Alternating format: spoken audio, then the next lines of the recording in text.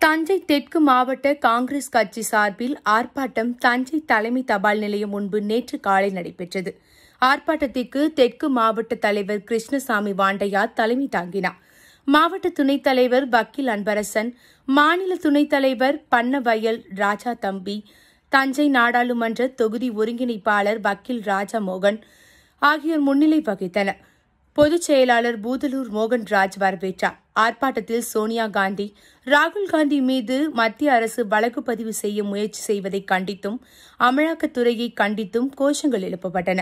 இதில் வட்டார தலைவர் ரவிச்சந்திரன், மாவட்ட மகளிர் காங்கிரஸ் தலைவி சசிகலா, அதிராம்பட்டினம் நகர தலைவர் தமீம் அன்சாரி, மாவட்ட பொதுச் செயலாளர் சித்திரக்குடி ஆண்டவர், கலை இலக்கிய பிரிவு மாவட்ட தலைவர் கலைச்செல்வன், மாவட்ட சிறுபான்மை பிரிவு தலைவர் நாகூர் கலி, வைரக்கண்ணு மற்றும் பலர் கலந்து கொண்டனர்.